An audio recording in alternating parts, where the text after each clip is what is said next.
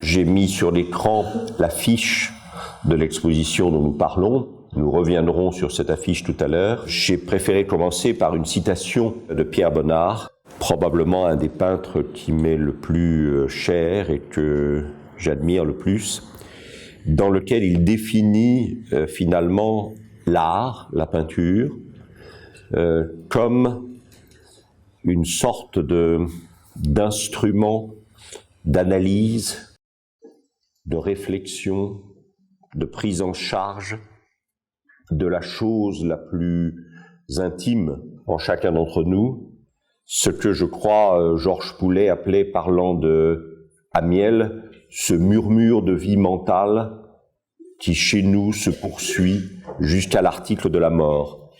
Et c'est vrai que Bonnard, alors je vous préviens tout de suite, ne tardez pas trop, ou alors attendez plus tard, parce que j'y suis passé tout à l'heure, c'est en train de devenir terrifiant. Vous avez devant vous une photo que j'aime infiniment. Nous allons revenir sur les photos. La dernière grande rétrospective parisienne de Bonnard avait été organisée par ce personnage extrêmement important de la vie culturelle française contemporaine, qui s'appelle de son vrai nom Gérard Régnier, qui a été directeur adjoint du Centre Pompidou, puis directeur du musée Picasso, et qui a organisé a été le commissaire extraordinairement inventif et prodigieusement défricheur d'un certain nombre d'expositions majeures à la Biennale de Venise, au musée de Montréal, où il avait créé un lien très proche avec Guy Cocheval, l'actuel directeur d'Orsay et commissaire général de l'exposition avec Isabelle Kahn, commissaire de l'exposition Bonnard. Le personnage, donc Gérard Régnier, est plus connu parce qu'il a publié régulièrement des livres et des textes tout à fait remarquables sur l'art moderne et contemporain, et il s'appelle Jean Clair. Et dans cette exposition dont Jean Clair avait été le commissaire principal au Centre Pompidou, il avait tenu à introduire dans le cheminement des tableaux de Bonnard un certain nombre de photos. Je reviendrai sur ces photos tout à l'heure. Elles m'avaient personnellement bouleversé. Je ne me souviens plus si la photo que vous découvrez en ce moment y était, mais évidemment c'est une photo magnifique de Pierre Bonnard, un peu moins d'un an avant sa mort, au Canet, où il a vécu les dernières années de sa vie. Et dans le numéro spécial de Télérama consacré à l'exposition Bonnard, vous savez que, à l'heure actuelle, évidemment, les produits dérivés sont des moyens évidents pour les musées d'essayer de compenser les absences de ressources budgétaires venues d'ailleurs, et qu'un certain nombre aussi de journaux, de magazines, Télérama en particulier, tout le monde des magazines d'art, Beaux-Arts, Dossier de l'Art, l'Objet d'Art, publie régulièrement à l'occasion des grandes expositions des suppléments, souvent, il faut bien le dire, très bien faits, et qui permettent d'avoir une vision à la fois originale et intelligente de l'exposition, sans pour autant acheter les catalogues qui sont magnifiques, mais qui finissent au bout d'un moment par devenir encombrants. Et donc, dans le numéro spécial de Télérama, très bien fait, un article à la fin a été rédigé par un monsieur qui s'appelle Jean-Pierre Baltassas et qui évoque les dernières années de la vie de Bonnard entre la mort de Marthe le 26 janvier 42 et sa propre mort le 23 janvier 47. Il a à un moment une phrase que je trouve très belle et qui me paraît s'appliquer parfaitement à cette photo. Alors cette photo, elle a été prise par une des photographes les plus importantes, disons de l'entre-deux-guerres et de l'immédiate après Deuxième Guerre mondiale, même si elle a continué à travailler assez tard dans la deuxième partie du XXe siècle, puisque François Mitterrand l'avait choisi pour être la photographe officielle de sa photographie de président de la République, qui a été présente dans les mairies en France pendant effectivement ces 2 septennats. Cette photographe s'appelle Gisèle Freund. Vous la connaissez sûrement, même si son nom ne vous dit rien là immédiatement. André Malraux, l'imperméable sur les épaules et la cigarette au bec, si je puis dire, c'est elle. Les extraordinaires photos de Virginia Woolf prises dans les années qui précèdent immédiatement la guerre, c'est elle. Sartre et Beauvoir au Flore, c'est elle. Yourcenar sur les galets de l'île des Monts-Déserts, c'est elle. André Gide dans l'appartement à quelques, même pas centaines de mètres d'ici, rue Vanneau, c'est elle, etc., etc., etc. Elle a vraiment eu un talent très particulier pour donner une image parlante et signifiante d'un certain nombre de grandes présences intellectuelles et artistiques. Et encore une fois, dans l'année qui a précédé la mort de Pierre Bonnard, elle est allée au Canet et elle a fait cette photo, parmi d'autres, nous en reverrons d'autres tout à l'heure, et je voudrais vous lire donc ce que Balthasas, Jean-Daniel, dit à un moment. « Sauf pour les verres des lunettes, tout miroitant de la lumière du dehors, un vieux, à qui on ferait l'aumône d'un peu de joie, tant son visage est celui du chagrin. » Alors ça, je crois que c'est absolument essentiel chez Pierre Bonnard. Pierre Bonnard est quelqu'un qui a complètement traversé la déréliction qui hante chacune et chacun d'entre nous plus ou moins secrètement et qui, du fond de cette déréliction, a chanté la somptuosité du réel, indépendamment de cette déréliction. Dans ce sens, c'est un romantique non romantique. C'est-à-dire, c'est quelqu'un qui, du fond, je crois, d'une sorte d'extraordinaire tristesse, qui n'est ni masochiste, ni cultivée pour elle-même, et qui est tout simplement, disons, le degré zéro d'une humanité individuelle. Il n'a jamais cédé sur, encore une fois, la beauté somptueuse du réel. Alors, vous vous souvenez que la citation disait « La peinture doit revenir à son but premier, l'examen de la vie intérieure des êtres humains ». Je voudrais tout de suite évoquer un problème biocritique sur lequel nous ne reviendrons pas, mais je crois que ce n'est pas un mauvais moyen d'entrer dans l'œuvre de Pierre Bonnard. Ce tableau est un tableau important, dont l'année de création reste en débat parmi les spécialistes de l'œuvre de Bonnard. Certains l'attribuent à 1916, d'autres, pour des raisons que je vais expliquer, l'attribuent à 1918. En 1918, Bonnard, de manière qu'il serait trop long d'expliquer ici, et cela n'a vraiment commencé à apparaître en contrepoint, disons, de l'hagiographie du couple Pierre-Marthe, ça a vraiment commencé à apparaître qu'au moment de la grande rétrospective de Beyeler, il y a quelques années, il semblerait qu'il y ait eu une autre femme dans la vie de Pierre Bonnard, alors que Marthe y était déjà installée. Cette femme s'appelait Renée Montchâty. Elle a été rencontrée par Bonnard en 1918 pour des raisons qu'un certain nombre de biographes considèrent comme étant une sorte de sentiment de culpabilité de Bonnard vis-à-vis de Marthe et probablement de délicatesse et de respect pour elle. Bonnard a mis un terme à sa relation avec Renée Montchâty, et non seulement il a mis un terme à cette relation au bout quand même de 7 ans, mais il a épousé officiellement Marthe alors qu'il n'était pas marié. Et du coup, Renée Montchâty s'est suicidée dans les semaines qui ont suivi le mariage de Pierre Bonnard avec Marthe. Si ce tableau date de 1916, comme le pensent un certain nombre de critiques, ça ne peut pas être Renée. Mais si vous connaissez bien l'œuvre de Bonnard, le visage de la femme ici est à la fois proche de Marthe, mais n'est pas celui de Marthe. Donc ça pose un problème. Et c'est vrai que un certain nombre de gens ont tendance à dater ce tableau de 18, des débuts de la relation entre Renée et Pierre Bonnard. Alors, comme toujours, nous allons souvent reparler il y a un détour pour accéder à l'autre. C'est-à-dire que l'autre n'est pas regardé frontalement, l'autre est regardé dans un miroir. L'autre est regardé frontalement, mais par la médiation détournée du miroir. Et là, on va être obligé de revenir là-dessus plusieurs fois.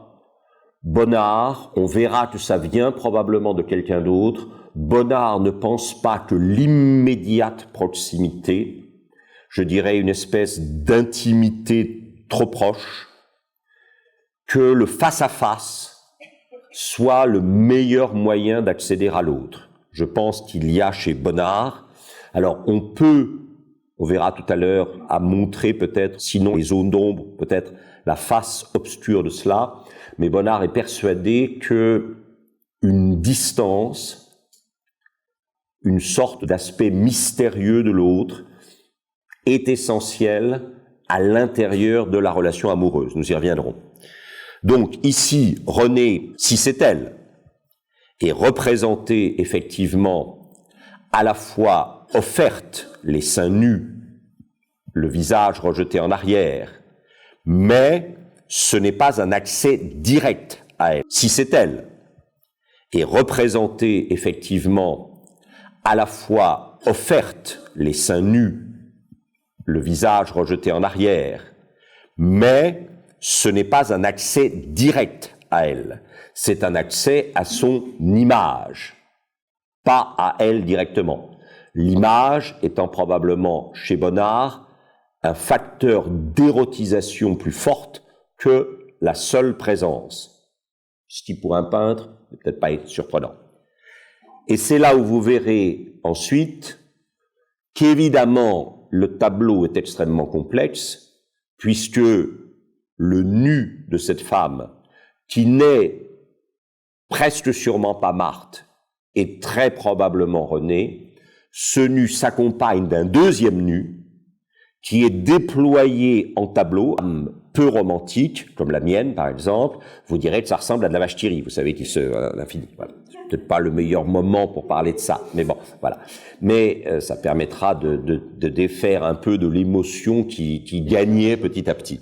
Et donc, vous voyez que à l'arrière de point d'interrogation Renée, vous avez peut-être effectivement le cadavre, exquis ou non, je n'en sais rien, mais le cadavre du désir de Marthe. Ça, je crois que c'est... Et c'est là où on s'aperçoit tout d'un coup qu'il va falloir se méfier quand nous allons dire que Bonnard est un peintre extrêmement sensible.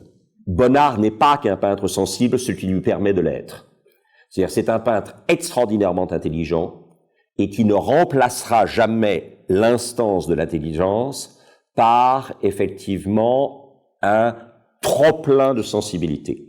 Ce qui va authentifier la sensibilité de Bonnard et qui va lui éviter de tomber dans ce que mon vieux maître Roland Barthes appelait le poisseux du sentimental, hein, et le sentimental, ça poisse, hein, ce qui va permettre à sa sensibilité d'éviter cette espèce de dégradation en poisseux du sentimental, c'est justement l'intelligence, intelligence dont je vois ici un premier aspect quand même assez fulgurant. S'il s'agit vraiment de Renée, s'il s'agit vraiment du tableau qui célèbre l'entrée de Renée dans la vie de Pierre Bonnard, alors la présence de ce cadavre du désir à l'arrière du tableau est quand même très étonnante. Ce que nous allons voir aussi, c'est la surpuissance du registre coloré.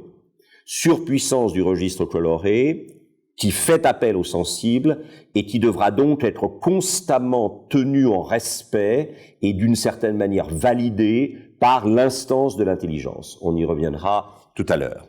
Et c'est vrai que dans les photographies que Gisèle Freund a réalisées de Bonnard, il y a cette photographie absolument magnifique où on voit effectivement ce personnage marqué par une immense tristesse, une immense solitude, une immense détresse qui néanmoins pose sur la toile une incandescence de couleurs absolument fabuleuse et qui semble en totale contradiction avec effectivement l'image que Bonnard effectivement donne de lui-même à Gisèle Freund ou que Gisèle Freund préfère voir chez Bonnard. Le rapport à la couleur est absolument essentiel, ce qui pose le problème d'une conférence comme celle-ci. Ça, je ne vous cache pas. Autant d'habitude, j'ai pas trop de, comment dirais-je, de délicatesse, de cœur et de sentiment. Autant ce soir, j'en ai beaucoup.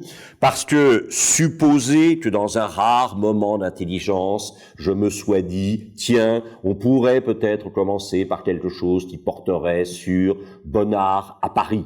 On fait tellement Bonnard dans le Midi qu'on pourrait peut-être faire Bonnard à Paris. Alors, il se trouve que parce que j'ai beaucoup traîné mes guêtres du l'autre côté de l'Atlantique, il me semblait vaguement me souvenir qu'il y avait au Musée des Beaux-Arts de Virginie à Richmond un tableau qui décrivait le pont de Grenelle et la Tour Eiffel. Et je me suis dit, ne serait-ce pas charmant de commencer cette conférence sur Bonnard par le pont de Grenelle et la Tour Eiffel qui date de 1912. Et donc, me voilà parti dans le seul lieu, effectivement, où se réfugie mon intelligence, encore une fois rare dans ces cas-là, c'est-à-dire Google. Et je tape évidemment The Grenelle Bridge and the Eiffel Tower, Virginia Museum of Art, Richmond, 1912, s'il vous plaît, et surgit cette image. Et je me dis, bon, c'est pas si mal que ça. Le seul problème, c'est que 3 rangées au-dessous de celle-là, pour ceux d'entre vous qui pratiquent régulièrement Google, je pense que tout le monde verra de quoi il s'agit. 3 rangées immédiatement en dessous de celle-là, il y avait le pont de Grenelle et la Tour Eiffel 1912. C'est le même tableau. Et vous voyez bien que c'est assez délicat de faire une conférence sur la couleur quand on n'a comme document que ce genre de choses. Donc, si vous avez le sentiment que vous êtes en train d'être floué, ce qui n'est peut-être pas, après tout, un sentiment qui soit totalement déplacé compte tenu des circonstances, n'hésitez pas à rentrer chez vous, vous avez sûrement des travaux domestiques à faire beaucoup plus intéressants, et puis vous irez à l'exposition et vous verrez. Alors, je ne vous cache pas que je suis allé à l'exposition, un peu rapidement, mais Bonnard, je t'en ai quand même un peu. Ce que je voulais voir, c'était si les reproductions que j'avais choisies n'étaient pas trop infamantes par rapport à la réalité. C'est tout ce qu'on peut dire. Hein. Donc, alors, ça m'amène quand même à faire une remarque, qui est que si la qualité des couleurs de Bonnard est telle que la mécanique, la technique, a du mal à les saisir vraiment, ça veut dire probablement que nous avons affaire à un vrai peintre, pour ne pas dire à un très grand peintre.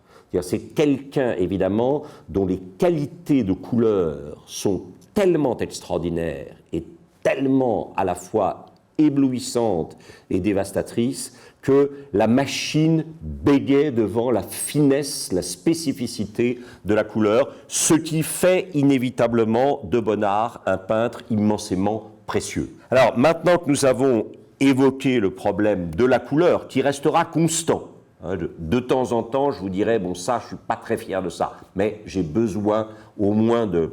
Il reste évidemment le problème du titre de l'exposition, qui est l'angle d'approche. Et l'exposition s'appelle « Peindre l'Arcadie ». Alors, il n'est pas question ici de dire quelque mal que ce soit d'Isabelle Kahn, qui est à la fois une conservatrice et une commissaire d'exposition remarquable, et de Guy Cocheval, dont j'ai déjà dit toute l'admiration que j'ai pour le travail qu'il a mené à Montréal, quand il était directeur du Musée des Beaux-Arts de Montréal, en partie en partenariat avec Jean Clair, puisque pratiquement toutes les grandes expositions de Guy Cocheval ont été confiées pour leur commissariat à Jean Clair, et que depuis que Guy Cocheval s'est installé à Orsay, il a fait un travail à la suite de Serge Lemoine tout à fait remarquable. Maintenant, la question, c'est est-ce que l'Arcadie est un thème, effectivement, bonnardien? Alors, je crois qu'il faut répondre oui, à condition que nous réfléchissions bien ensemble sur l'Arcadie, qui n'est peut-être pas, justement, ce que nous pourrions, pas vous bien sûr, parce que vous êtes intelligent, mais moi qui suis une âme un peu simple, je me dis l'Arcadie, c'est effectivement le côté virgilien, le retour à un espace à la fois pastoral, bucolique, qui permet de se préserver dans un abri vaguement fœtal et matriciel des conflits tendus de la modernité urbaine et industrielle, etc., etc. Bon, voilà. Vous aviez tous pensé à ça, bien sûr. Et est-ce que c'est vraiment ça? Alors, je pense que ce que Bonnard va nous dire, c'est que où l'Arcadie, c'est ici et maintenant, ou ça n'est pas. C'est-à-dire où il nous appartient de regarder le réel comme une Arcadie, ou alors, effectivement, il n'y a pas d'Arcadie. Et que plus la carrière de Bonnard va avancer, plus la qualité arcadienne du réel quotidien et contemporain va être l'objet de son travail. Montrer comment, en fait, il n'y a pas d'autre Arcadie que dans l'ici et le maintenant. Alors, on dit parfois de Bonnard que c'est un peintre fabuleusement sensible, ce qui veut dire que probablement il y a un espace vastement dégarni dans la partie supérieure du cerveau. Elle est merveilleusement sensible, il est merveilleusement sensible, ce qui veut dire en gros, elle est un peu tarte, il est un peu tarte. Voilà, c'est ça. Alors, Bonnard n'est pas une sorte de sous-intellect. On va s'apercevoir que justement, ce qui fait la qualité de la sensibilité de Bonnard, c'est qu'elle est appuyée sur une extraordinaire intelligence, mais une intelligence qui restera continuellement discrète et qui ne se mettra jamais en avant, sauf pour ceux, évidemment, qui sauront la reconnaître. J'en veux pour preuve, très probablement, ces deux photos de l'atelier de Bonnard. Ce ne sont pas les mêmes, vous voyez, puisque si vous regardez le bas, le mur elle-même, bien sûr, mais dès que vous regardez les objets du bas, vous voyez que ce n'est pas la même photo. Celle de gauche a été prise par Henri Cartier-Bresson en 1944, et nous reviendrons beaucoup sur l'extraordinaire. Je pense que si on veut comprendre Bonnard, et ça c'était la grande intelligence de la dernière rétrospective monographique à Pompidou, entièrement conçue et organisée par Jean Clair. Jean Clair avait fait des photographies que Cartier-Bresson a fait au Canet en 1944, après la mort de Marthe, quand d'une certaine manière, effectivement, Bonnard était à la fois encore dans le réel, mais ne vivait plus le réel que comme une attente de la mort. Ces photographies, vous les verrez tout à l'heure, sont absolument époustouflantes, bouleversantes. Et je pense que l'intelligence de Jean Clair, ça avait été de créer une sorte de contrepoint absolument bouleversant entre la somptuosité incandescente des dernières toiles et puis les photographies de Cartier-Bresson sur lesquelles nous reviendrons tout à l'heure. Alors, tout à l'heure, si vous trouvez ça relativement intelligent et assez émouvant, c'est pas moi, c'est Clair qui avait pensé à ça bien avant moi. Alors, Cartier-Bresson d'un côté, 44, Brassailles de l'autre, 46. Donc il y a 2 ans entre ces photographies. Et j'ai choisi de privilégier celle de Brassailles parce que le gros plan nous permet de lire encore mieux. Il y a la question de l'autre grand, c'est-à-dire évidemment de Picasso, qui est là. N'oubliez jamais que quand Zervos, à la mort de Bonnard, dira « Bon, Bonnard est mort, mais enfin, est-ce que Bonnard est vraiment important? Non, probablement. » Matisse montra au créneau de manière extrêmement violente pour expliquer qu'il y a 2 grandes figures dans la peinture française du XXe siècle et que ça n'est pas Picasso et lui, c'est Bonnard et Picasso. On y reviendra tout à l'heure. Je crois que le projet pictural de Bonnard est le même que celui de Picasso par d'autres moyens. Mais on essaiera de montrer en quoi les moyens sont différents. Mais en tout cas, je trouve assez intéressant que ce visage, qui est un visage de la période de Dora Maar, classique. À un moment, j'avais mis tous les tableaux, bon, en grand, mais alors après, je me suis dit, c'est infernal, on n'arrivera jamais au bout, donc j'ai tout resupprimé. C'est comme ça. Bon, voilà.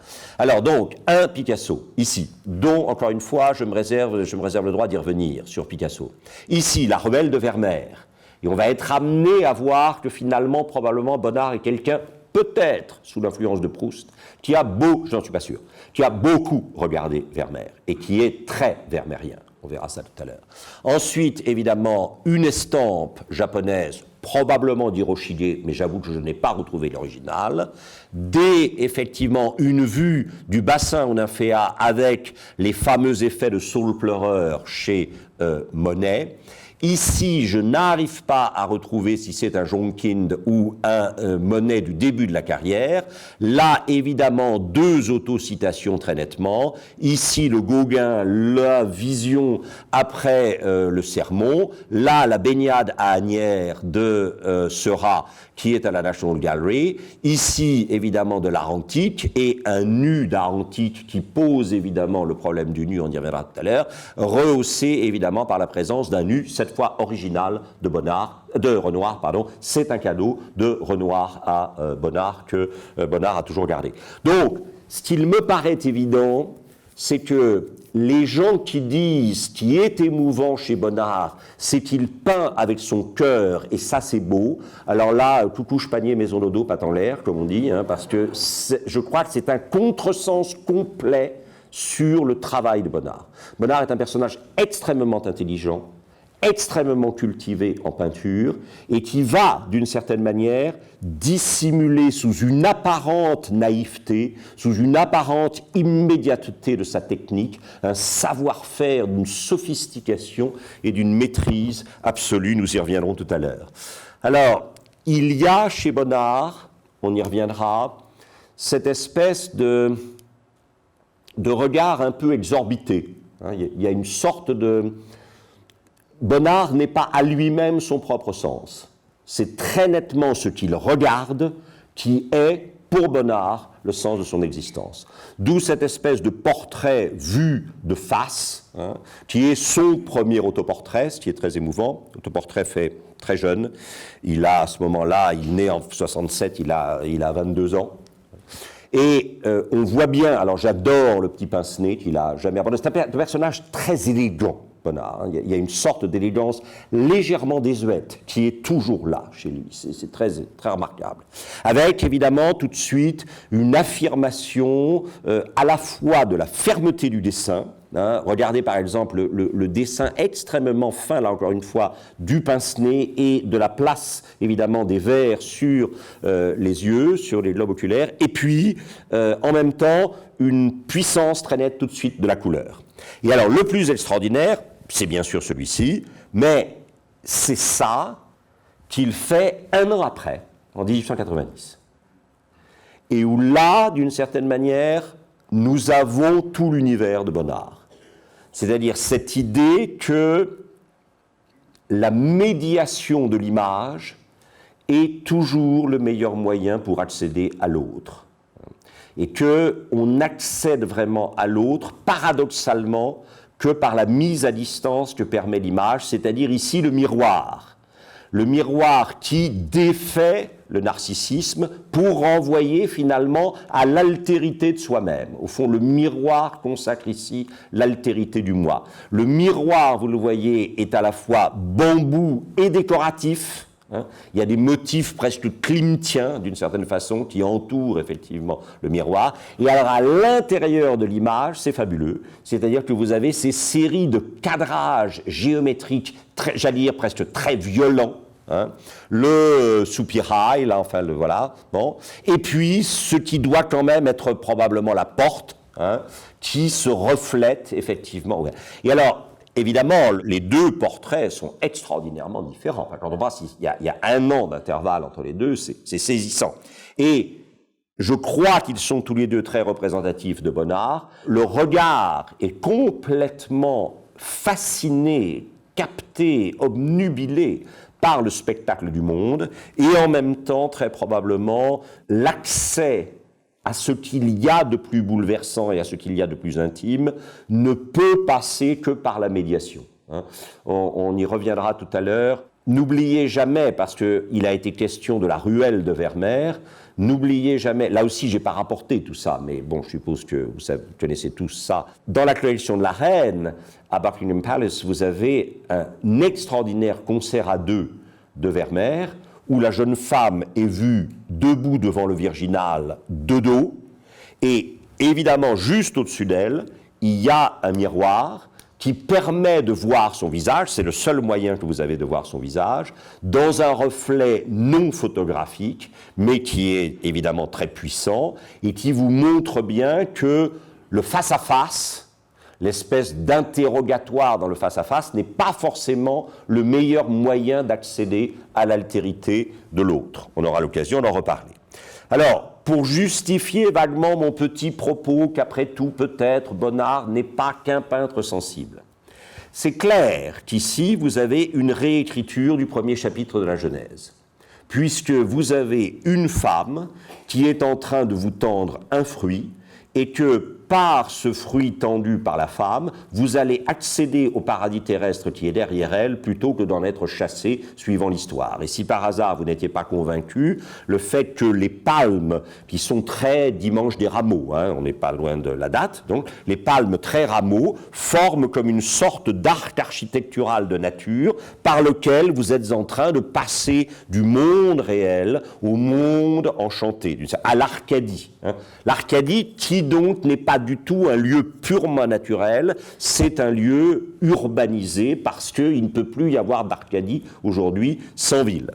Alors, ça, si vous voulez, la palme qui est à l'exposition, pour ceux d'entre vous qui par hasard ne l'auraient pas vu ailleurs. N'oubliez jamais que ça a quand même été acheté par les plus grands collectionneurs américains de la première moitié du XXe siècle. C'est-à-dire, vous savez, ces gens qui ont un charmant petit 2 pièces cuisine, bijoux, ça me suffit, mon rêve, une chaumière et 2 cœurs, tout près de DuPont Circle à Washington, et qui s'appelle Duncan et Marjorie Phillips, la Phillips Collection. Si vous n'avez jamais vu la Phillips Collection, rassurez-vous, vous avez encore des choses qui vous attendent dans ce bas monde. C'est une satisfaction comme une autre. Et vous voyez, Duncan à droite, Marjorie à gauche, parmi les plus raffinés et les plus cultivés des Américains raffinés et cultivés, ce qui n'est pas peu dire. Ce qui n'est pas peu dire. Quand ils ne le sont pas, ça n'est pas peu dire non plus. Mais quand ils le sont, c'est absolument vertigineux. Et ils sont tout à fait étonnants. Et ils sont là, chacun, d'un côté et de l'autre, du philodendron de Braque qu'ils ont acheté. Et si on devait faire un top 15 des œuvres de Braque, je pense que le philodendron figurerait toujours dans le top 15 de Braque. Et si vous revenez un instant sur, évidemment, la palme, dont les couleurs ici ne sont pas géniales, je vous le concède. Là, elle a failli passer à la trappe, celle-là. Mais je n'ai pas trouvé autre chose qui soit, passez-moi l'expression, moins dégueulasse. Donc voilà. Mais c'est par rapport à l'original qui est à l'exposition, c'est scandaleux. Mais bon. Et il ne faudra pas vous étonner qu'ayant acheté le Bonnard, ce soit aussi des gens qui aient été les premiers à comprendre qu'il y avait un grand abstrait américain qu'on voyait d'autant mieux qu'on en voyait plusieurs dans le même espace. Et donc les premiers à avoir fait un Rothko Room dans une galerie ou dans un musée privé ou dans une collection privée, c'est eux, bien sûr, Duncan et Marjorie Phillips. Ça, je crois que c'est assez évident. Tous les peintres du Colorfield, que ça soit des gestuels comme Pollock ou tout ce que vous voudrez, ou que ça soit des métaphysiciens comme Rothko, ce sont des gens qui ont toujours, quand on leur a demandé d'où ils venaient, ont toujours dit Matisse et Bonnard et jamais Picasso. Ça, c'est très, très, très intéressant sur les histoires de lignage et de rebond de l'activité créatrice. Et donc, vous avez là, effectivement, cette sorte de moment génétique inversé. Je crois que ça... Alors évidemment, vous pouvez apprécier la palme sans comprendre ça. Mais je pense que vous appréciez d'autant plus la palme que vous avez compris ça. C'est ce que le bon Dr. Johnson, au XVIIIe siècle en Angleterre, appelait « to improve appreciation into knowledge ». C'est-à-dire qu'on améliore le goût par la connaissance. Loin que la connaissance soit un obstacle au goût, ce que parfois on entend ici ou là, au contraire, la connaissance renforce le goût. On goûte d'autant mieux qu'on sait, en fait. Voilà, et alors si vous regardez attentivement, vous allez voir qu'effectivement, on a, de manière extrêmement discrète, dans ce qui pourrait, dans un premier temps, apparaître comme une sorte de symphonie lumineuse purement musicale, on a une géométrie implacable. Et que c'est cette géométrie implacable qui va permettre à la sensibilité de ne pas se dégrader en sentimentalité ou en sensibilité. Ça, je crois que c'est extrêmement important chez Bonnard. Bonnard n'a jamais voulu que la sensibilité soit, d'une certaine manière, contaminée par sa propre facilité. Et il a toujours adossé le sensible à de la géométrie, à une sorte de géométrie sans laquelle il n'y a pas d'image, sans laquelle il n'y a pas d'image qui tienne et qui soit partageable. Alors, c'est peut-être effectivement en restant, excusez du peu, dans la collection Phillips, ils ont quand même pas mal choisi. Il faut bien dire les choses, là, c'est assez... Voilà. Je pense que dans The Open Window, on a fenêtre ouverte, on a l'essentiel de la thématique bonnardienne finale. C'est vers ça que Bonnard va s'en aller. 1. Une nature proliférante, fascinante et presque menaçante par sa prolifération. C'est-à-dire sa vie, ça croît, ça se développe. Et c'est d'autant plus important pour Bonnard que cette espèce de puissance vitale, marquée, incarnée par la nature, cette puissance vitale est un contrepoint ironique au propre déclin de ses possibilités. Et donc, ceci est incarné dans tout un tas de tableaux des 10 ou 15 dernières années, c'est-à-dire ce côté, si vous voulez, comment dirais-je, forêt vierge du réel. Il y a une forêt vierge du réel dans l'immédiate proximité. L'immédiate proximité, pourvu que nous sachions la regarder, contient quelque chose de cet aspect forêt vierge du réel. Et puis la deuxième chose, et peut-être il faut retourner en arrière une seconde, mais je pense que ce n'est pas trop grave, voyez ça, cette idée que plus on est à la proximité du sauvage, d'une sorte de déchaînement du vital, plus il faut effectivement de l'ordre, plus il faut de la géométrie. Alors, si vous faites abstraction ici de deux choses, le premier plan, et encore, et les couleurs, l'arrière-plan n'est qu'une succession de lignes parallèles et de carrés qui construisent. C'est tout à fait saisissant, cette idée que Bonnard, d'une certaine manière, plus il est au bord de cette sorte de surgissement, de jaillissement incontrôlable de l'élan vital, plus il a besoin d'introduire une sorte de rigueur, de géométrie, qui est presque perspectiviste. C'est-à-dire, c'est quelqu'un qui vous dit « je ne peux plus faire de la perspective comme on en a fait pendant des siècles », je ne sais pas que je ne puisse pas, au sens de ne pas savoir, mais c'est parce que je ne peux plus, parce qu'on ne peut plus, compte tenu des circonstances, je ne vais pas m'embarquer là-dedans maintenant. Hein. Mais en même temps, si, alors vous voyez, c'est, là aussi, il dialogue à cet égard-là, d'un côté avec les nymphéas ultimes, et de l'autre avec Pollock, c'est clair. Hein. C'est-à-dire que il n'est pas question de s'abandonner au surgissement spontané du gestuel comme équivalent du surgissement spontané et proliférant de la nature. Ce n'est pas possible. C'est pas ça. Faire de la peinture, c'est pas ça. Alors après, on peut être d'accord ou non, mais voilà. Il faut une sorte de grille. La très grande géométrie, que personne n'entre ici s'il n'est géomètre. Hein. Cette idée, si vous voulez, qu'il n'est pas possible d'accéder au réel sans une conscience, goût, pour une sorte d'ordre caché du monde. Et que la peinture a à donner à voir ce que l'œil pourrait faire semblant d'ignorer, c'est-à-dire cet ordre caché du monde. Et le troisième élément, c'est évidemment en bas à droite, la présence humaine, dont on doit constater qu'elle va devenir de plus en plus, disons, elliptique. Je ne dirais pas marginalisée, mais dans un espèce de, comment dirais-je, quand on demandait à Bonnard quel était son poète préféré, il répondait toujours un seul nom qui était Mallarmé.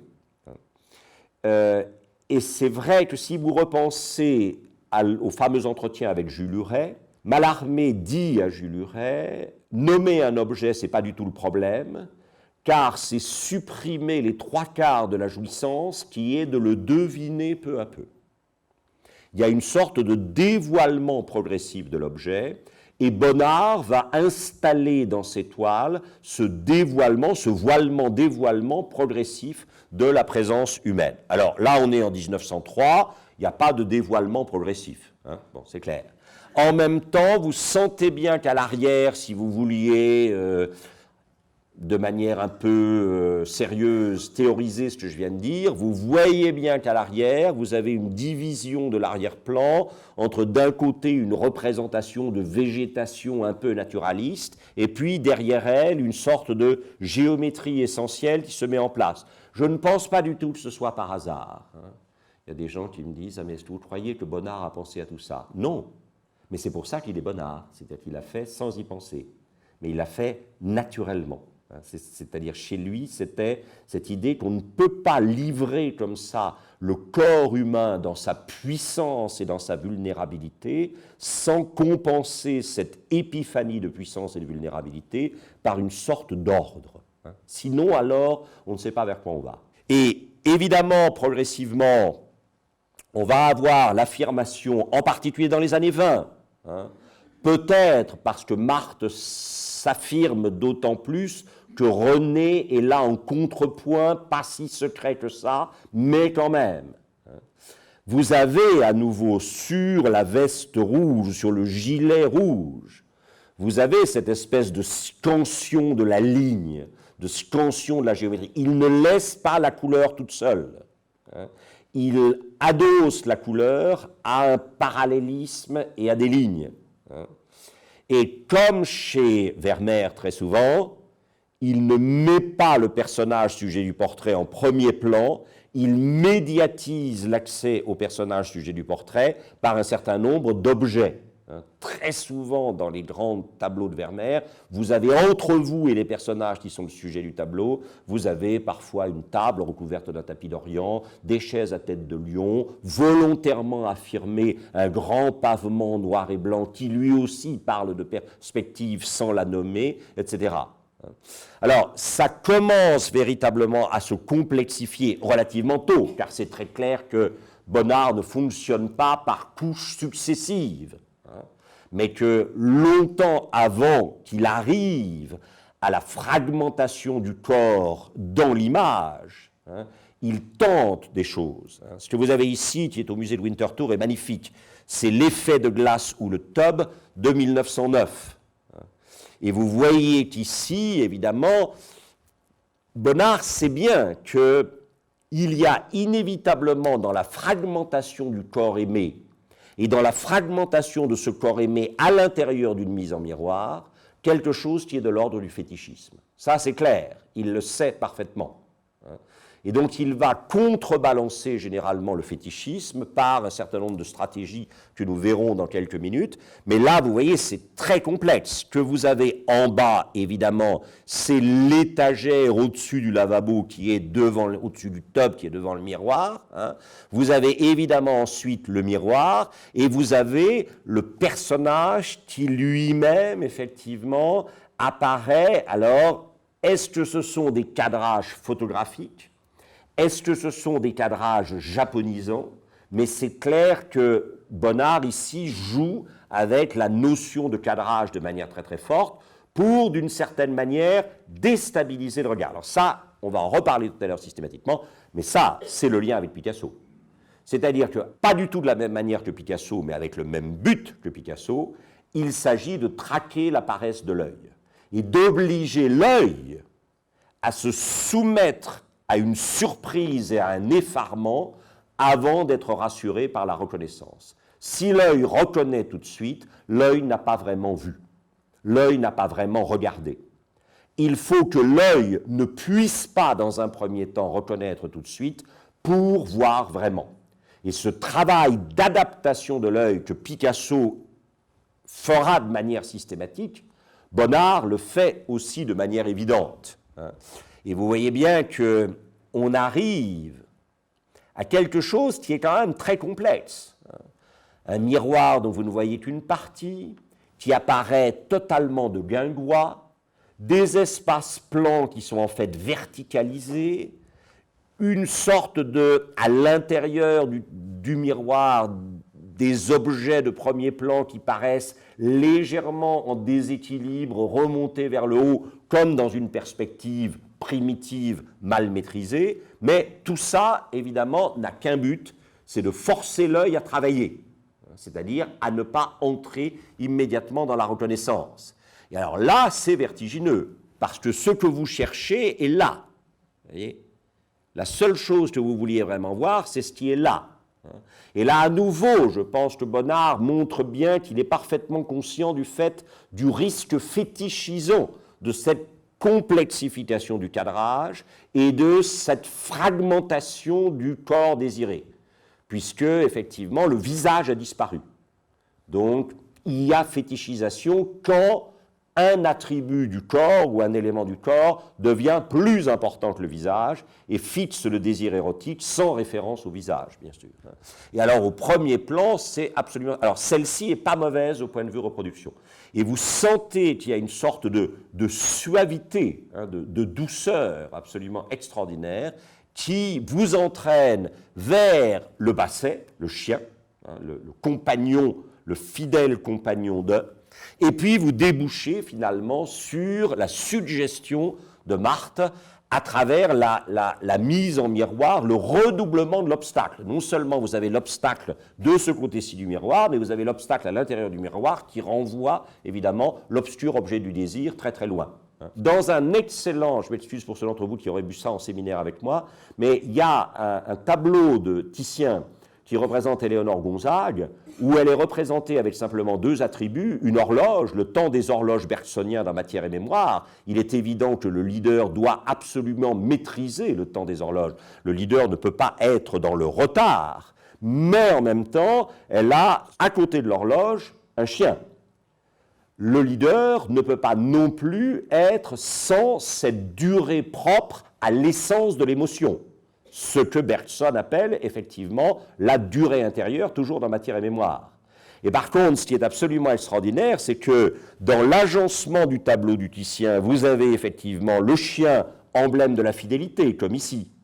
Vous avez l'horloge, et derrière cette dialectique du temps des horloges et de la durée, vous avez une fenêtre qui s'ouvre sur le monde. Ce qui est magnifique dans le tableau de Titien, c'est que la dialectique du temps des horloges et de la durée parfaitement maîtrisée par Éléonore Gonzague, fait que le monde s'ouvre à l'arrière du tableau. Le monde s'ouvre pour les gens qui sont capables de maîtriser ce type de dialectique, bien sûr. Et là, je trouve que la présence du chien fidèle, c'est quand même tout à fait remarquable dans le travail de chien fidèle qui, bien sûr, pose la question, en miroir, de la fidélité de Bonnard, alors que nous sommes effectivement en 1913, à un moment où il n'a pas encore rencontré René, mais voilà, peut-être y a-t-il quelques problèmes à l'intérieur du... Et voilà, et ça, alors, c'est dégueulasse, je vous le concède, ça n'a rien à voir avec l'original, c'est peut-être le plus beau tableau de Bonnard, l'Atelier aux Mimosas, tableau final. Alors là, c'est clair, je veux dire, ceux d'entre vous qui, tout à l'heure, se disaient, au fond, il n'a peut-être pas tout à fait tort sur son histoire de la réécriture, évidemment, critique du premier chapitre de la Genèse, ça c'est le buisson ardent, c'est clair. C'est-à-dire que, et alors le personnage qui entend la phrase « Déchausse-toi, car cette terre que tu foules est sacrée », le personnage est rejeté ici à la périphérie, presque quasiment invisible. Tellement le personnage est finalement dans une humilité, une modestie et un recul par rapport à l'incandescence des apparences du monde. Mais évidemment, le buisson ardent, c'est un buisson réel. C'est ce qui est vraiment... Et alors, ce qu'il y a de magnifique, c'est que cette espèce d'explosion d'émotions, elle doit absolument être contrôlée, non pas pour être détruite, mais pour être d'une certaine manière authentifiée. Et le contrôle vient de la prolifération des lignes, bien sûr. Vous avez, je vous ai peut-être déjà raconté cette histoire, la seule fois où Degas a rencontré Ingres était déjà très vieux et Degas encore très jeune, et Degas a demandé à Ingres une sorte de viatique, de leçon esthétique, et Ingres lui a répondu « Faites des lignes, jeune homme, faites des lignes ». Bon, voilà. Et là, vous avez effectivement cette espèce de volonté de scander géométriquement ce qui ne serait après tout qu'une explosion de couleurs, et cette explosion de couleurs, presque évidemment pollockienne, finalement, c'est ou effectivement aussi liée à... Et alors, quand on regarde le dernier tableau, enfin, ce qui est, un certain nombre de gens pensent être le dernier tableau, vous voyez que le dessin, là, le dessin cède devant la couleur. Alors, on ne va pas faire des grandes bêtises romantiques, mais il semblerait bien que la dernière toile de Bonnard, ou une des toutes dernières, consigne cette espèce d'abandon ultime de la ligne et de consentement à la tache pure, à la couleur pure. Cela dit, ceux d'entre vous qui savent mon espèce d'obsession monomaniaque pour Roscoe, là, à mon avis, il ne faut pas aller chercher très loin. Enfin, disons que Roscoe a probablement très bien regardé ces choses-là. Voilà. Cette idée d'une dissolution ultime de la ligne et de la forme dans la tache, qui est peut-être une sorte d'utopie de la peinture, mais dont il appartient à Bonnard de ne pas y céder, parce qu'il estime que le moment n'est pas venu, pour lui et pour la peinture. N'oubliez pas qu'en 1933, il dira à Terrasse, moi qui, après tout, suis le dernier à être habité par cette passion périmée de la peinture. Cette passion périmée de la peinture. Bonnard a bien conscience que la façon dont il peint est une façon ultime. Je ne sais pas quelle est la nature de ses relations avec Duchamp, mais si vous vous souvenez, quand on a parlé de Duchamp, j'avais cité la phrase de Pierre Nahon dans son dictionnaire amoureux de la peinture moderne et contemporaine, où il dit « Peu importe ce que Duchamp a fait, ce qui compte, c'est que Duchamp mette à l'origine de l'acte artistique l'intellect et plus la sensibilité. » C'est clair que Bonnard est à ce moment-là le dernier des classiques, si effectivement Duchamp est le premier des modernes. Car il n'y a pas, si vous voulez, de but intellectuel, de projet intellectuel dans. Mais il y a certainement aussi cette idée que la peinture, depuis les origines, se sait hantée par une dialectique de la couleur et du dessin, et que Bonnard estime qu'il n'est pas de sa responsabilité de faire basculer la peinture dans la couleur pure, sauf peut-être ici, à la fin, quelque chose qui, à mon avis, avait été anticipé ici. Qui, je pense, est... Parce que, dans un premier temps, là aussi, si vous ne regardez pas attentivement, vous ne voyez pas ce que c'est. Bonnard adorait ça. C'est-à-dire, encore une fois, cet effort de l'œil. Il faut que l'œil focalise, il faut que l'œil s'adapte. Pour tout d'un coup découvrir ce côté très petit rat de Degas, mais démultiplié à l'infini. Je suis absolument persuadé que Bonnard, quand il peint ça, c'est pas pour rien que ses tubs ressemblent au dernier grand pastel de Degas et les tubs, mais je pense que là aussi, on a quelque chose qui est de l'ordre d'un Degas devenu un tout petit peu proliférant, et voilà. Quand on regarde les photos, la photo est quand même très étonnante.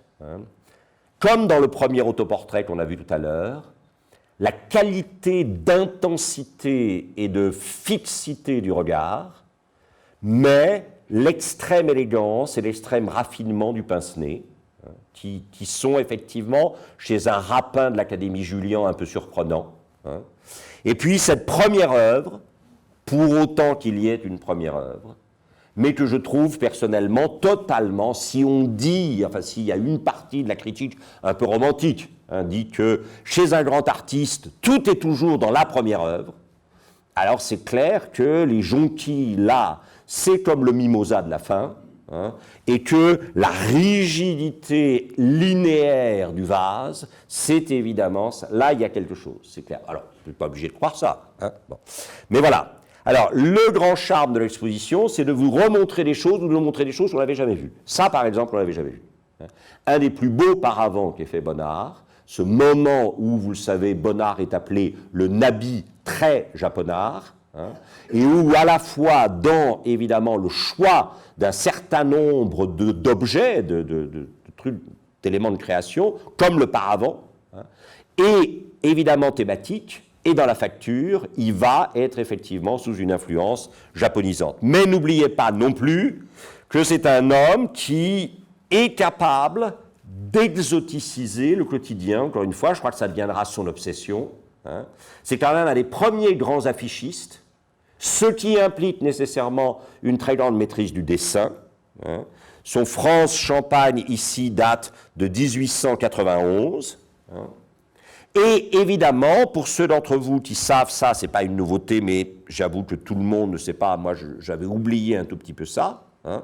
vous avez ici effectivement deux couvertures pour la Revue Blanche, hein, une à gauche de Bonnard, 1894, et l'autre à droite de Henri de Toulouse-Lautrec, 1895.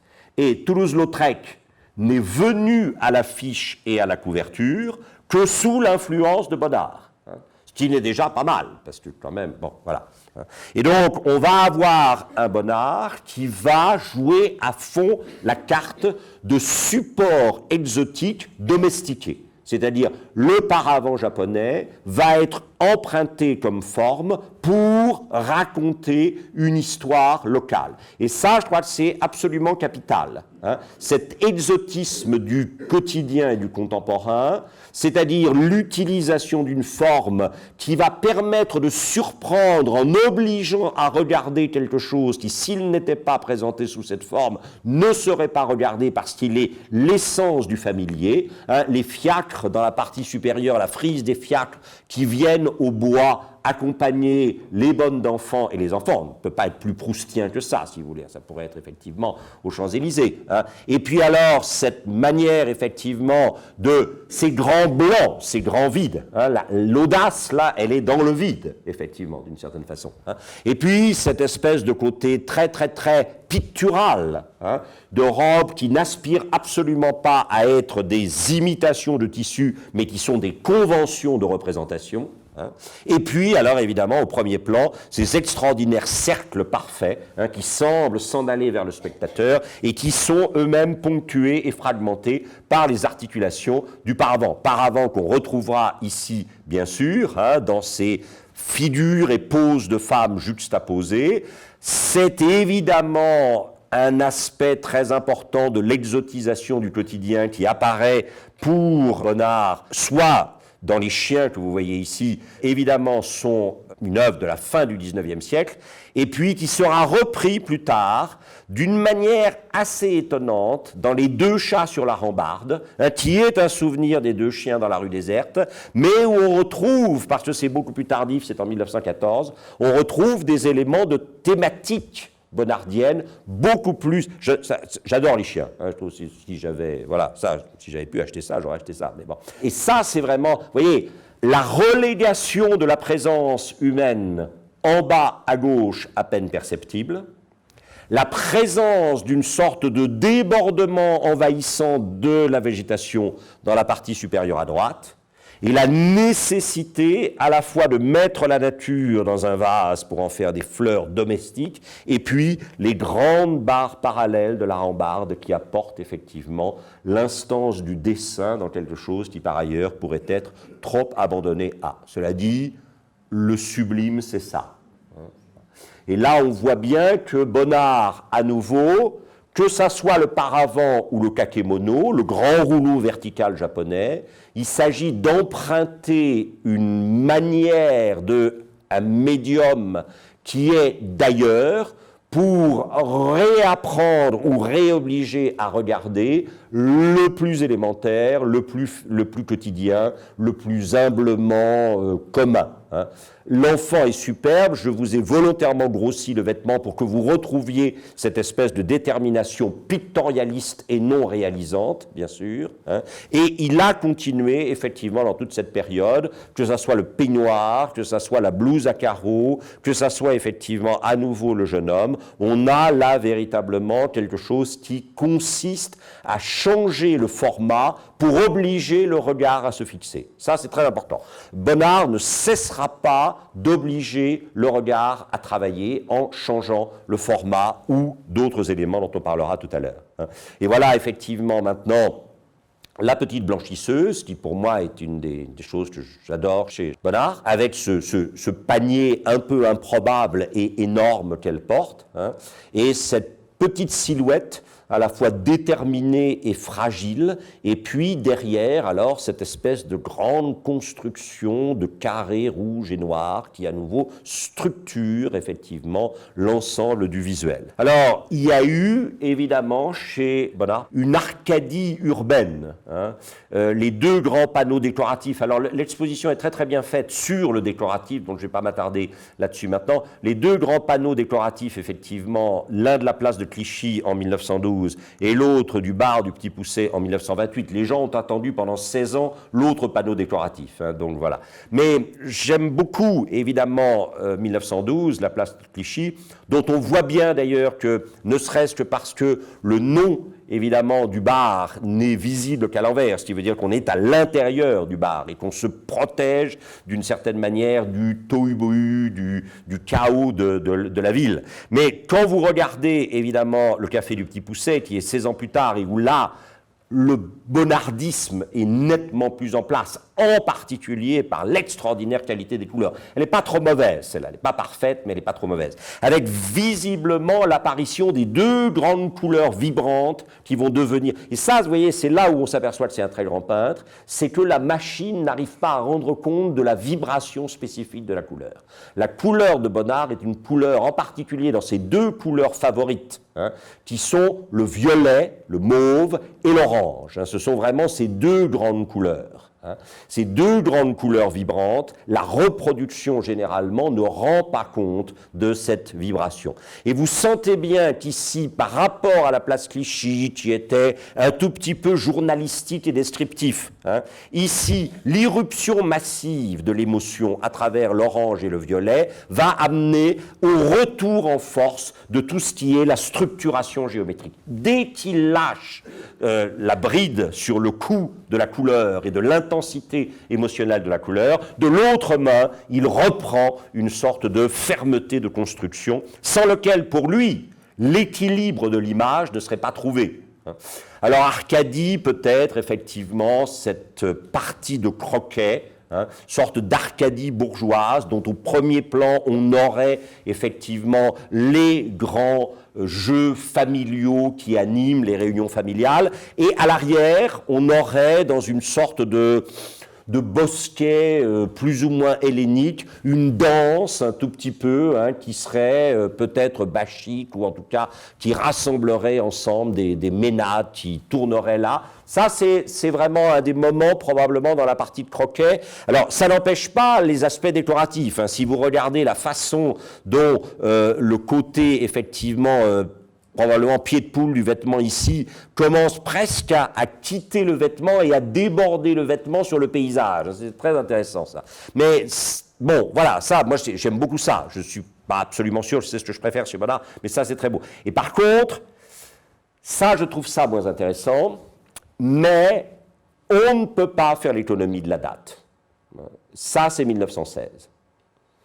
Et quand vous pensez aux 900 000 Britanniques qui vont mourir sur la Somme pour gagner en gros 150 mètres de territoire, alors on comprend qu'il y ait eu cette aspiration fabuleuse à l'Arcadie. Hein, voilà. Maintenant, c'est évidemment, je pense que Bonnard lui-même n'est pas très à l'aise là-dedans, mais il ne peut pas s'empêcher de faire quelque chose comme ça de façon évidente. Hein. Alors, revenons un instant sur ce qui est quand même le cœur de l'œuvre de Bonnard, c'est-à-dire le nu féminin. Hein. Le nu féminin, c'est le pilier central de l'architecture à la fois imaginaire et émotive de Bonnard. Hein. Le corps féminin nu debout, c'est ça qui, d'une certaine manière, constitue le grand pilier sur lequel repose l'architecture du monde tel que Bonnard la voit. Et vous voyez qu'ici, évidemment, le corps est vu de dos, le visage n'apparaît que de profil, il y a une tendance très nette du décoratif à écarter le regard du corps nu central, et puis il apparaît quand même déjà, de façon d'ailleurs très très arbitraire, ça fait très longtemps que j'essaie de reconstituer quelle partie de la pièce, en partie non vue par nous, est reflétée évidemment dans le miroir qui est là, mais on a déjà cette idée qu'au fond, la présence ne sera vraiment elle-même que dans le reflet. C'est-à-dire que tant qu'il n'y a pas de reflet, alors est-ce qu'il faut entendre là quelque chose du style de la femme sans ombre, etc., cette idée que sans reflet, sans ombre portée, finalement, l'être n'existe pas, ou l'être est stérile et ne peut pas effectivement informer le monde et être informé par lui, c'est possible. Vous voyez ici, par exemple, ça c'est très, très, très vermeerien. Je parlais tout à l'heure du concert à deux de Buckingham Palace. Le seul moyen que vous avez de voir le visage de la femme nue, effectivement, ici, c'est évidemment par le miroir, qui, lui, vous permet d'entrevoir le visage. Là, alors, je suis désolé, vous allez me trouver terriblement biblique à propos de Bonnard, et peut-être vous n'aviez pas pensé que vous soyez soumis à cette sauce-là, mais là, c'est la transfiguration. Là, c'est clair. Je veux dire, on a eu déjà le buisson ardent, on a eu la Genèse, et là, on a une sorte de transfiguration. C'est-à-dire que le corps devient une sorte de lieu à la fois lumineux, complètement une sorte de présence à la fois chaleureuse, d'une intensité vibrante orangée, encore une fois absolument totale. C'est pas trop mauvais comme couleur, là. Hein. Et vous sentez bien que, au fond, le visage est invisible, le reflet a pratiquement disparu, il apparaît brièvement ici, enfin il apparaît faiblement ici, mais que ce qui compte c'est ça, c'est-à-dire ce moment où, au-delà des bas, parce que je pense qu'elle porte des bas, au-delà des bas, le corps surgit nu, effectivement, dans une sorte de transfiguration. C'est très étonnant. Et quand on regarde, effectivement, d'autres images, comme celle qui fait l'affiche de l'exposition, hein, et ici, vous sentez bien que, au fond, ça aussi, ça pose un problème. Le corps n'est jamais aussi focalisateur de regard que dans sa fragmentation et dans sa dissimulation. Plus le corps... Donc on est au contraire de l'obscène, si vous voulez. Hein. Enfin, du moins, je pense que Bonnard se voit au contraire de l'obscène. Hein. C'est-à-dire, moins on en voit, plus c'est fragmenté et plus le corps est dissimulé, là c'est très net, hein. Il n'y va pas avec, je dirais c'est pas très subtil, mais je crois que c'est volontaire. Hein. Vous voyez cette espèce de grande bande bleue hein, qu'on retrouve ici, mais qu'on retrouve ici aussi à l'horizontale de façon étonnante. Donc elle est prise dans un décor, et une grande partie de ce décor dont il faut bien reconnaître que une dame très charmante, une amie, me disait « Vous n'avez jamais commenté les arrière-plans, effectivement, des papiers peints. » Oui, c'est vrai qu'on ne peut pas tout, mais c'est vrai que les papiers peints, qui ne sont pas sans rapport avec Matisse, sont des papiers peints très liés au motif floral, au motif naturel, bien sûr. C'est l'importation du naturel à l'intérieur de la maison qui devient le temple de la nature, puisque la nature est dévastée à l'extérieur par le double geste à la fois industriel et architectural. Hein, urbain. Et là aussi, vous sentez que, évidemment, on ne voit qu'une partie du corps, mais peut-être que tous les aspects du corps, celui qui est le plus séduisant et le plus fascinant, c'est celui, encore une fois, un qui est dans le reflet, deux qui est dans la totale incomplétude. Et alors, je ne sais pas qui parmi les grands personnages fortunés de Winterthur en Suisse avait acheté ce Bonnard, mais il est aujourd'hui au musée de Winterthur. Ce n'est pas Léon Loser, pour une fois, hein, mais vous avez effectivement ce qui est probablement... Alors, vous sentez hein, que Bonnard, je pense, n'est pas un personnage sans humour. J'en ai fait un personnage très sérieux, très sensible, très blessé, etc. Ce n'est pas un personnage sans humour. Au fond, qu'est-ce que vous avez là? Vous avez une scène de striptease, hein, et une scène de striptease à l'espagnolade. Hein, c'est-à-dire que vous voyez bien qu'il s'agit d'une robe un peu flamenco qui a été déposée, effectivement, sur le crochet. Donc, d'une certaine manière, il y a eu une sorte d'effeuillage. Hein, mais tout le mystère est récupéré dans la façon dont le personnage apparaît de manière extrêmement énigmatique, personnage de nu féminin, apparaît de manière extrêmement énigmatique ici. Et vous allez voir que plus le personnage apparaît dans sa nudité, plus on va voir réapparaître, alors en particulier ici dans ce tableau magnifique Métropolitan à New York, la prolifération, alors vous me direz, oui, mais c'est des carreaux de céramique, on est dans une salle de bain, c'est normal. Oui, il y a des tas de gens qui peuvent peindre des salles de bain avec des carreaux de céramique, ils ne sont pas obligés de les représenter, si vous voyez ce que je veux dire. Hein. Mais là, vraiment, on sent bien qu'il y a une sorte de montée en force du géométrique, de montée en force de tout ce qui tend à structurer l'espace, et non pas à détourner le regard, mais à équilibrer la présence palpitante d'une chair violette par une architecture aussi rigoureuse et disciplinée que possible. Et dans le bain, où on est là dans quelque chose, alors vous allez me dire, ça y est, il est complètement obsédé le vieux, il y a un côté très lustral, très baptismal, hein, en particulier dans celle-ci, qui est absolument fabuleuse. Hein, ça, c'est complètement fou. Et là, on commence à voir effectivement une question qui est, mais il peint d'où le peintre là? Alors bien sûr, il est devant son chevalet, ça, tout à fait, d'accord avec vous. Mais quel regard est-il en train d'essayer de suggérer? C'est-à-dire, où se situe l'œil qui regarde la dame?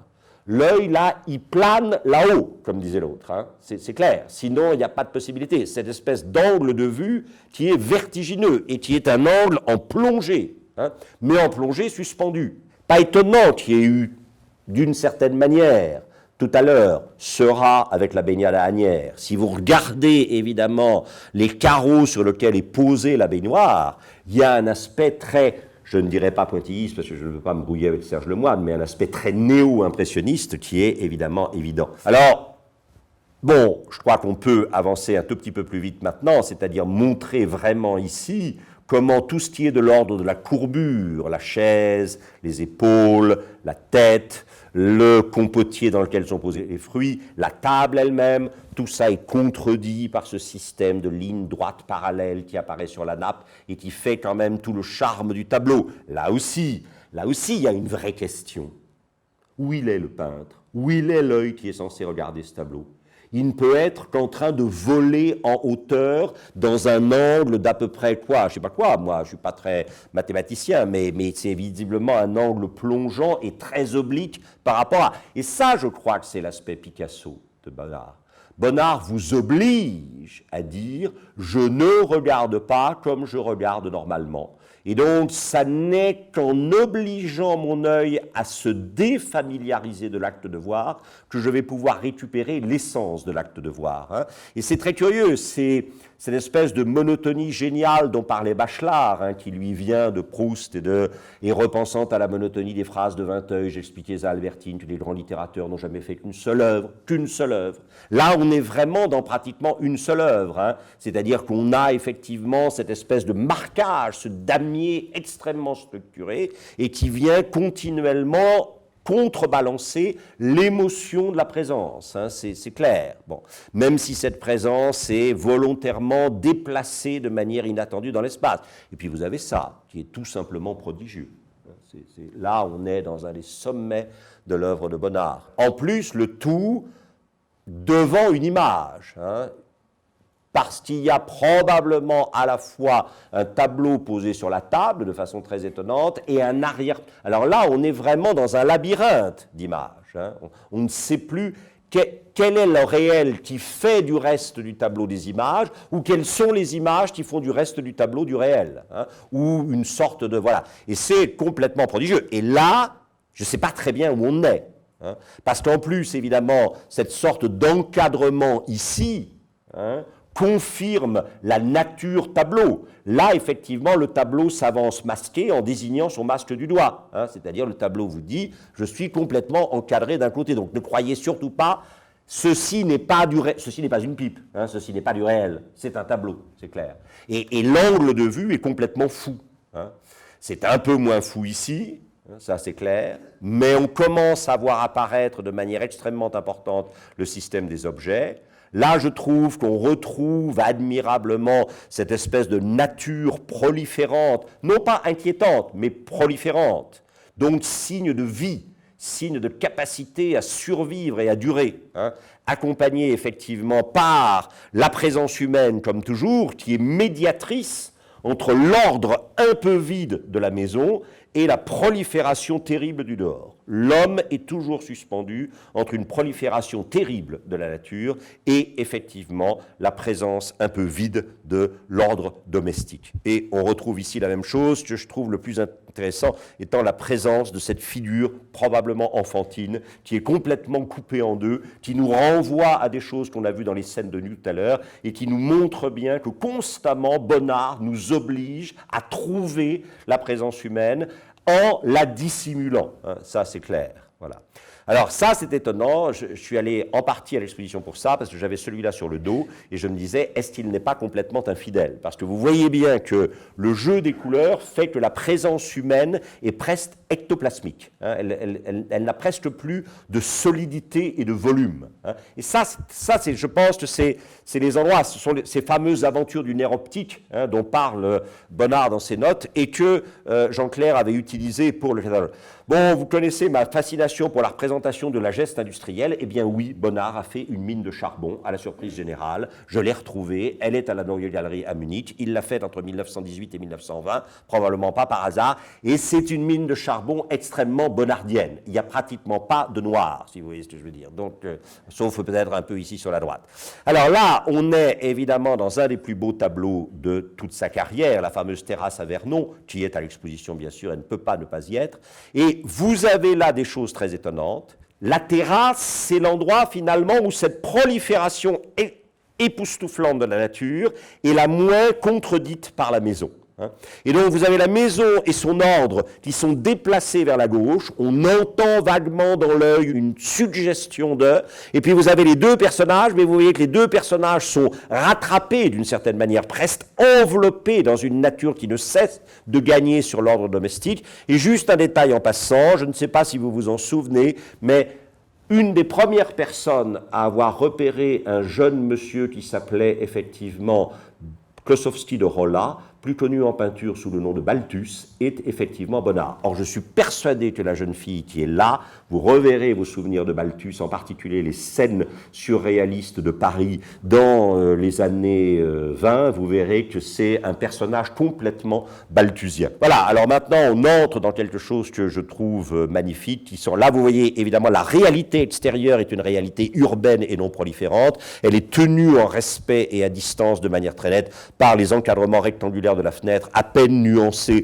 par les courbures des voiles, et puis on a des voilages, et on a à nouveau cette espèce d'incertitude dans l'organisation visuelle de l'espace, puisque le fond du tableau semble être une perspective à peu près normale, le premier plan, bien sûr, ne l'est pas. Ce sont ces jeux continuels qui montrent que Bonnard possède parfaitement l'art de la perspective, et que quand il y renonce, c'est volontairement, c'est pour provoquer votre œil à regarder, qui sont si importants. J'adore ce tableau, je ne sais pas pourquoi, de la table de travail, qui est à l'exposition, qui est magnifique, avec le chat blanc. On aurait pu faire un retour du chat blanc de la période. Ce que j'adore, c'est le tapis, et ce que j'adore, c'est la manière dont, à mon avis, ça ne pourra jamais tenir debout, si vous voyez ce que je veux dire, sauf dans l'œuvre de Bonnard. Mais c'est justement ça, c'est que finalement, c'est le geste du peintre qui fait tenir le monde debout. Voilà, toujours alors cette idée que il y a depuis toujours chez Bonnard une dérive vers la nature morte. C'est-à-dire qu'il y a une dérive vers un des très très grands courants d'une peinture ou d'un art qu'on avait tendance à appeler au XIXe siècle français. C'est un art qui vient directement de la peinture coite du XVIIe siècle, avec quelqu'un dont j'oublie le nom maintenant, mais ça me reviendra. En tout cas avec Chardin au XVIIIe. Manet, dont on oublie la somptuosité des natures mortes au XIXe, Cézanne, bien sûr, immédiatement avant Bonnard, et Bonnard. Et alors, là, la nature morte est un attribut de l'image. Assez vite, Bonnard en viendra, ça c'est somptueux, c'est parfait. Je ne sais pas comment il a fait ça, mais c'est absolument extraordinaire. Et on sent bien à ce moment-là que Bonnard est en train d'entrer dans une espèce de, voilà, c'est-à-dire que l'exotisme va devoir se vérifier à l'aune du familier. On ne va pas faire du Hegel de boulevard, mais on pourrait. Quand Hegel vous dit qu'une chose n'est jamais autant elle-même que quand elle prend le risque de son contraire, tant qu'elle reste dans sa propre détermination, elle ne peut jamais savoir ce qu'elle est vraiment. Le sujet n'est sujet que dans son rapport à l'objet.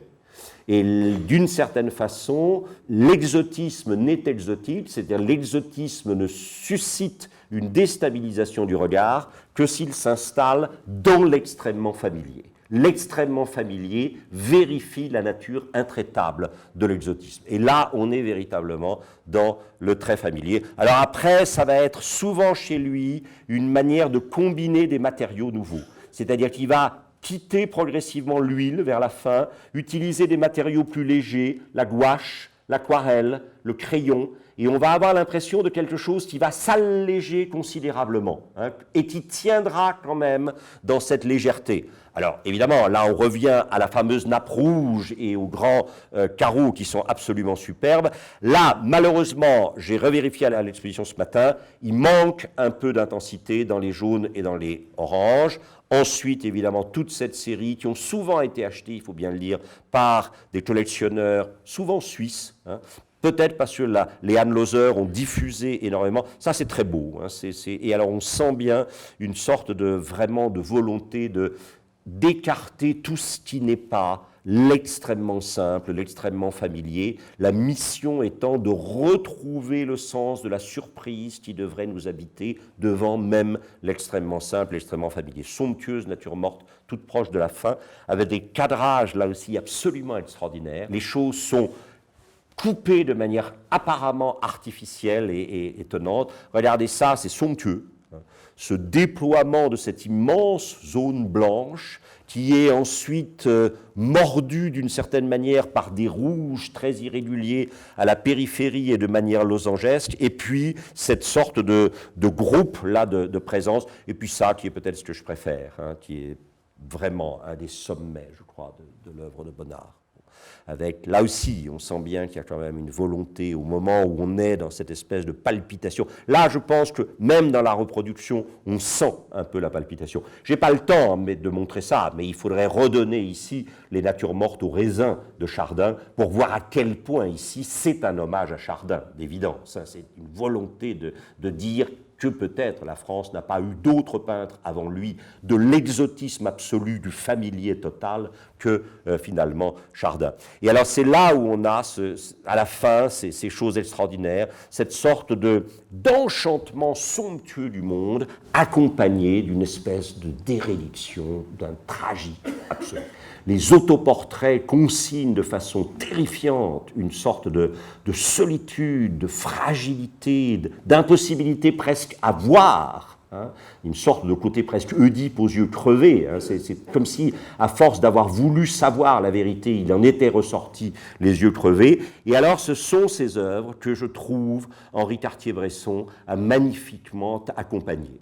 Hein. Henri Cartier-Bresson n'a pas écrit sur ces photographies de Bonnard, mais je pense que ces photographies sont le plus beau texte critique qu'on ait écrit sur les autoportraits de Bonnard et sur la fin de la carrière de Bonnard. Cette manière de systématiquement repousser la présence de Bonnard, de la marginaliser, hein, comme il l'avait fait lui-même dans ses œuvres, mais en même temps sans la mettre en miroir, avec une sorte à la fois de présence fragile mais persistante qui est admirable. Toujours l'aspect, alors vraiment, le nabi très japonard, qui restera jusqu'au bout comme une sorte de fidélité essentielle à l'Académie Julian, au groupe des nabis, etc.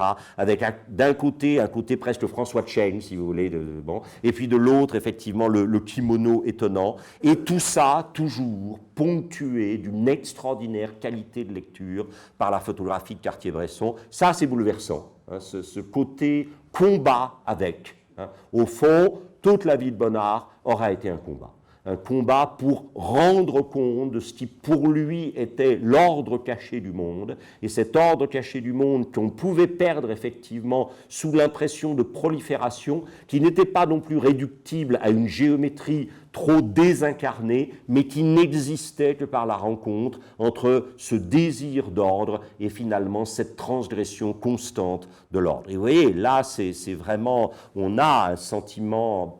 Moi, je trouve ça absolument bouleversant. Comment cet homme-là, qui semble... Alors, c'est ça, les photos de Cartier-Bresson sont bouleversantes parce qu'on a l'impression d'un homme qui a froid. Or, c'est un homme qui a fait une peinture totalement chaude. Hein. C'est un homme dont, encore une fois, les grandes couleurs sont le violet, sont l'orange, puis à la fin, le jaune et le rouge éclatant. On ne peut pas imaginer couleur plus chaude. Et cet homme s'abandonne complètement à la chaleur des couleurs à partir d'un froid presque total. Et dans les autoportraits, c'est déchirant. Je veux dire, cet autoportrait dans lequel il apparaît, hein, comme une sorte de grande présence blessée à l'intérieur d'un monde complètement neutralisé de blanc qui l'entoure, c'est une sorte de réponse, hein, tragique à l'épiphanie de la nature morte sur nappe blanche qu'on a vue tout à l'heure. Hein. Et regardez ça, c'est bouleversant. Comment cet homme a eu le courage de dire, où que vous en soyez de la déréliction, qui est probablement le noyau dur de l'existence humaine. Le noyau dur de l'existence humaine, c'est la déréliction. Si ça, effectivement, cette déréliction vous empêche de chanter la beauté du monde, alors vous n'êtes pas des hommes. C'est clair, c'est ça qu'il vous dit. C'est pas parce que vous êtes là où l'humain est le plus essentiellement lui-même, dans la déréliction, que vous pouvez pour autant vous dispenser de chanter la beauté du monde. Il avait dit en 1944, hein, celui qui chante n'est pas toujours heureux. Et c'est magnifique. Cartier-Bresson, là, je crois, n'a jamais été aussi brillant. Avec ce dialogue, hein, extraordinaire. Tout ça en miroir. Vous avez remarqué que tous les autoportraits sont en miroir. Là, je vous ai mis les deux parce que je n'arrive pas à trancher entre les deux lequel est le moins mauvais. Avec toujours devant la petite étagère avec les humbles travaux de toilette, qui pourraient être les brosses, les pinceaux, les machins. Bon. On fait la toilette du monde par la peinture, d'une certaine manière. Et ça, c'est très beau aussi. C'est une dernière chose qu'il est faite. Cet espace destiné à devenir vide quand il l'aura abandonné. Ça aussi, c'est magnifique. Un peu moins tragique, mais très très beau là aussi dans le miroir. Quand vous pensez qu'il a fait ça, c'est ça que nous considérons l'essence de Bonnard, cette espèce d'exultation dans la promesse de la prolifération du vivant et dans le déploiement, là tout n'est qu'ordre et beauté, enfin ordre même pas, mais luxe, calme et volupté d'une certaine manière, une sorte de déploiement fabuleux à la fois de la nature et aussi des objets ici, et qu'il est comme ça. Mais en même temps, quand il est comme ça, je suis sûr qu'il regarde ça. Merci.